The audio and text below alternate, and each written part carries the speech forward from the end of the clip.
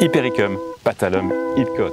La plante beaucoup plus connue bien entendu sous le nom de millepertuis. Alors c'est un grand classique de nos jardins et pour cause, c'est vraiment la plante qui s'installe partout. Que ce soit soleil, mi-ombre, sol sec, relativement humifère, peu importe, elle s'installera et elle sera parfaite. Alors même dans le midi, la nuance sera peut-être qu'il vaut mieux la voir dans une situation mi-ombre. Éviter les grosses chaleurs de début d'après-midi, ce sera mieux pour la plante, elle sera d'autant plus belle. Alors ce sont des végétaux qui montent à peu près à 1,50 m, qui font d'ailleurs même une boule si vous le mettez en isolé, et vous pouvez l'avoir en isolé dans un jardin. Ce sera une boule d'1,50 m, 1,80 m par 1,50 m à nouveau.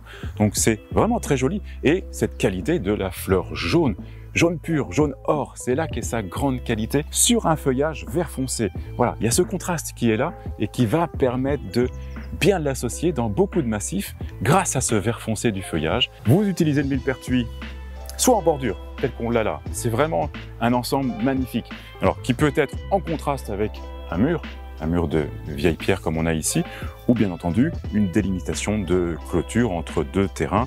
À partir du moment où on ne veut pas que ça fasse brise-vue, parce que c'est pas une plante qui monte très haut, on est sur 1,50 m, 1,80 m, et vous pouvez bien entendu l'utiliser aussi en isolé, faire un massif qui va, enfin juste une plante qui va faire 1,50 m de hauteur et de diamètre. Mais si vous voulez l'associer avec d'autres plantes, n'hésitez pas, dans le cercle chromatique, le jaune et le bleu sont les deux couleurs opposées, donc vous pouvez mettre en bordure des fleurs bleues ou sur l'étage supérieur également des fleurs bleues. La floraison, de juin à octobre-novembre, une très longue floraison. Alors le plus beau étant bien entendu le démarrage de la floraison, parce que tout est pur. À partir du moment où il y a quelques pluies déjà, et puis les fleurs qui fanent, bien entendu vous avez sur la plante des fleurs fanées qui viennent avec les boutons, qui viennent donc voilà. Donc là il commence à y avoir un contraste, c'est un petit peu moins esthétique, mais malgré tout la grande dominante reste ce jaune pur. Au niveau du feuillage, donc on va avoir une feuille semi-persistante, donc toutes les jeunes pousses vont être caduques, puis vous allez retrouver le feuillage persistant au cœur. N'hésitez pas à la redescendre, à la rabattre. C'est vraiment une plante qui tolère très bien d'être rabattue.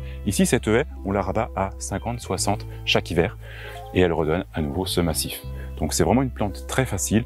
Au niveau du sol, bien drainant, il peut être humifère bien entendu, il peut être sec, on l'a dit, c'est vraiment une plante qui est très facile. En fait, le nom commun du millepertuis vient de la qualité de sa feuille qui est micro-perforée de milliers de trous. Donc quand vous la mettez au soleil, vous pouvez distinguer tous ces petits trous.